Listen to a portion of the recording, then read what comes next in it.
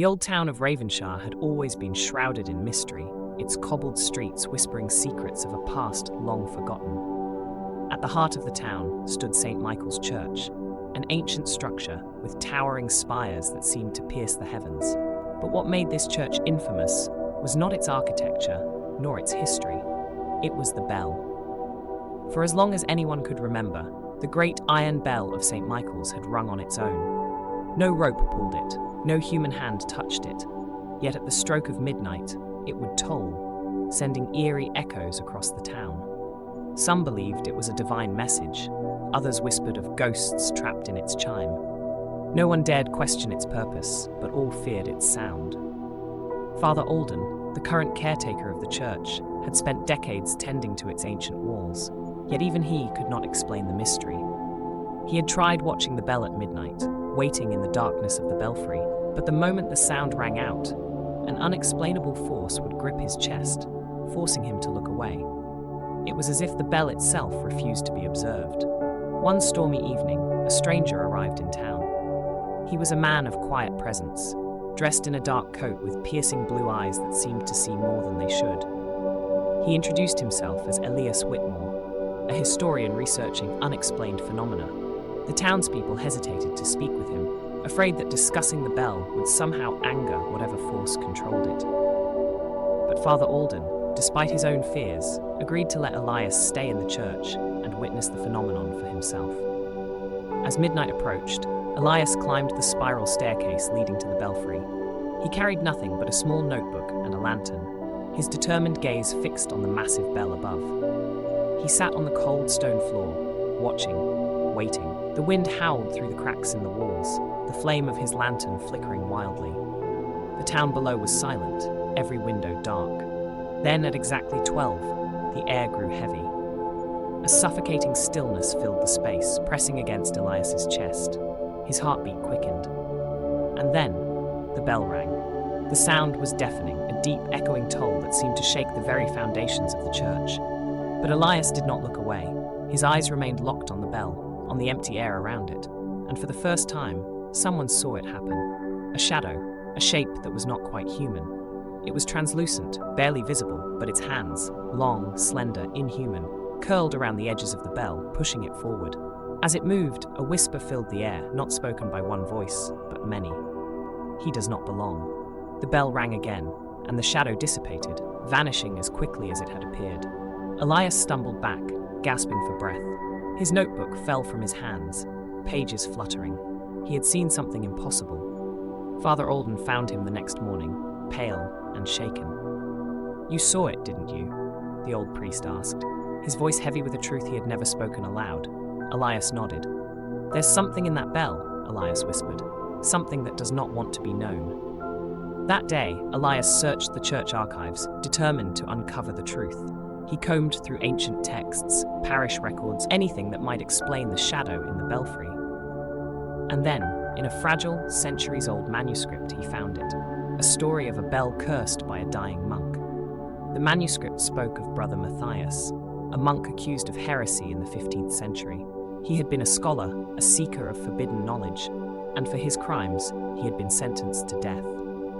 But before he was burned at the stake, he had whispered a curse upon the church, swearing that his voice would never be silenced. That very night, the bell of St. Michael's rang for the first time without being touched, and it had never stopped. Elias shared his findings with Father Alden, but the priest only sighed. "We have known," he admitted. "For generations we have known. But there is nothing we can do. The bell rings, and it will always ring." But Elias refused to accept that. There had to be a way to break the curse. That night, he returned to the belfry, determined to confront whatever force lurked within. He carried with him a small vial of holy water, a relic passed down through his family, his last hope. As midnight neared, the air grew thick once more. The unseen force pressed against him, whispering, warning. The bell moved, but before it could toll, Elias acted. He threw the holy water onto the bell, his voice steady as he spoke an old prayer. The moment the water touched the iron, the air erupted with a piercing wail. The shadow reappeared, twisting, writhing, trying to escape. And then, silence. The bell stood still. The weight in the air lifted. and for the first time in centuries, midnight passed without a sound. The next morning, the town awoke to a strange quiet. No bell had rung. The curse was broken, or so they thought. For that night, as Elias lay in his room, he heard it. Not the bell, a whisper. "You should not have interfered." And then, the sound of something moving in the darkness. Elias lay frozen in his bed, his breath shallow. The whisper echoed in his ears, though the room was empty.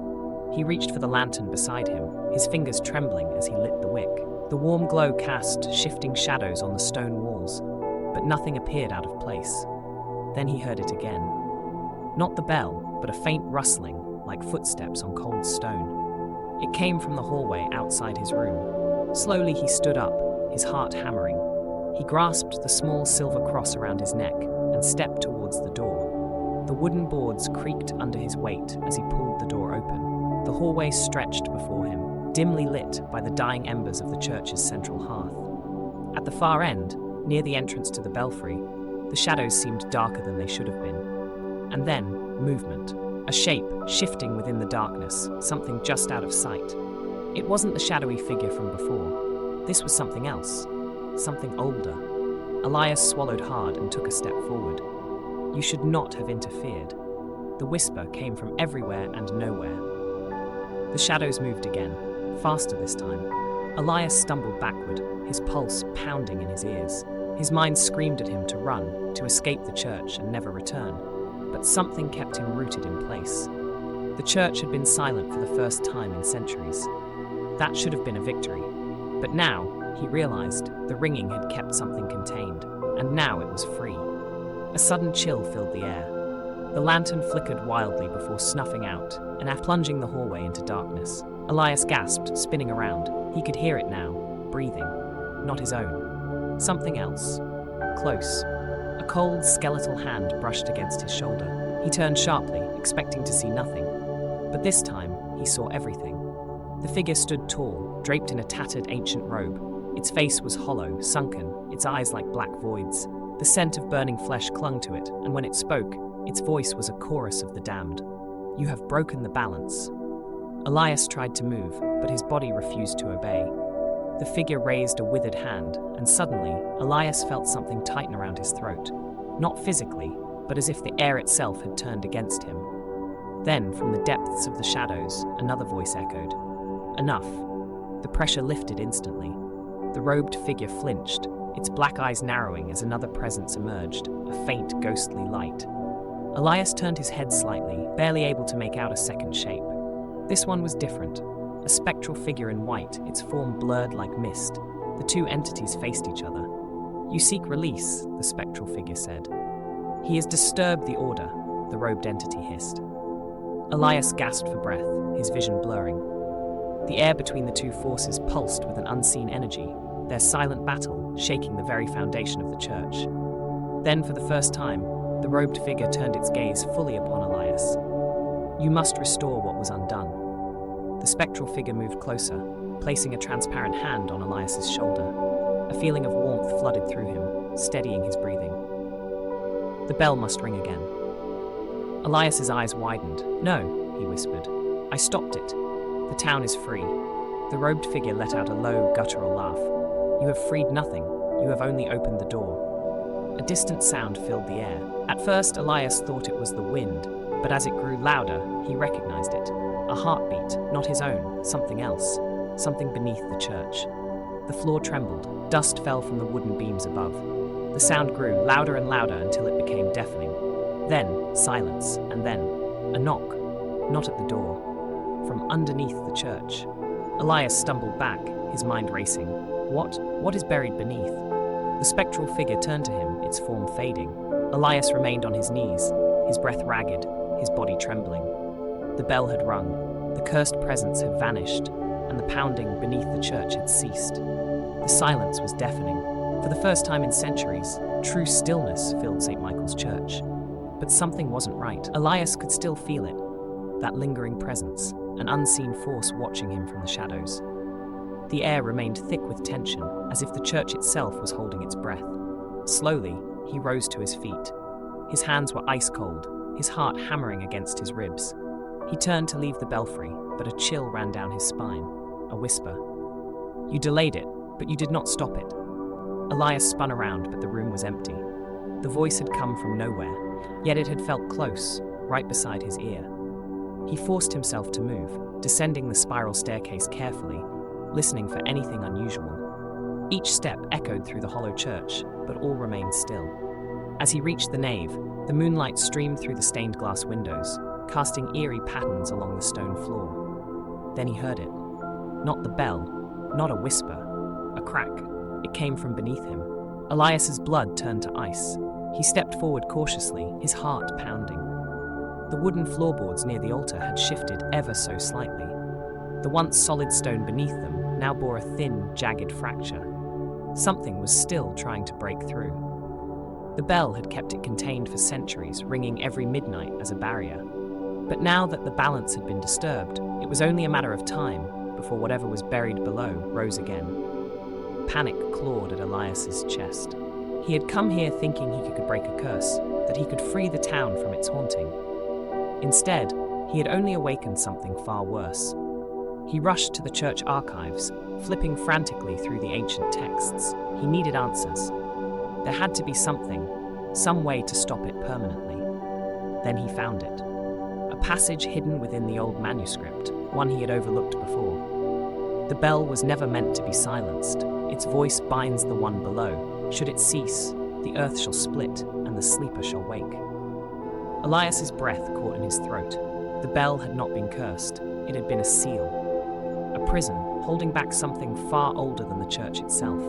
Something not meant for this world. The knocking beneath the church had not been a spirit seeking release. It had been trying to escape. Elias's pulse raced. He had to act now. He grabbed a lantern and a crowbar, rushing toward the altar. If something was trapped beneath, then there had to be a way down. The old floorboards creaked beneath his weight. He wedged the crowbar between them, prying at the weakened wood. With a splintering crack, the boards gave way, revealing a dark stone staircase leading deep underground. A foul, ancient air wafted up, thick with dust and decay. Elias hesitated only for a moment before descending. Each step took him deeper into the earth, the lantern's glow barely piercing the darkness. The silence pressed against him like a living thing. Then, at the bottom, he saw it. A massive, circular stone door, carved with strange, twisting symbols. The crack in the floor above ran straight through it, splitting the carvings like a wound. The door was trembling slightly, as if something on the other side was pushing against it. And in the center, embedded in the stone, was a single iron bell clapper, the missing piece that had once made the church bell ring. Elias's breath hitched. He understood now. The bell in the tower had been designed to ring without human hands, because it was connected to the prison. As long as the bell rang, the clapper inside the seal remained in place, keeping the ancient door locked. But when Elias had silenced the bell, he had unknowingly weakened the seal. A low, rumbling growl echoed from the other side of the stone, a deep, inhuman sound that made Elias's skin crawl. He could feel it now, the overwhelming wrongness pressing against the air, something that did not belong in this world. He had one chance. Without hesitation, he reached for the iron clapper and forced it back into place. A deafening boom shook the chamber. The symbols on the door glowed bright red, the crack sealing itself as an unseen force pulled the stone shut once more. Then, from above, the bell rang. Elias gasped as the pressure in the room vanished. The oppressive darkness lifted, the air became clear, and the monstrous presence beyond the door retreated. It was over. The bell had reclaimed its purpose. Slowly, Elias climbed back up the staircase, emerging into the church. The first rays of dawn filtered through the stained glass windows, bathing the altar in warm light. The bell continued to toll, its chimes steady, eternal. The town would never know what had nearly escaped that night. They would only hear the bell and assume all was well. But Elias knew the truth. St. Michael's Church had not been built to honor God. It had been built to contain something far older, far darker, and as long as the bell rang, the world would remain safe. For now.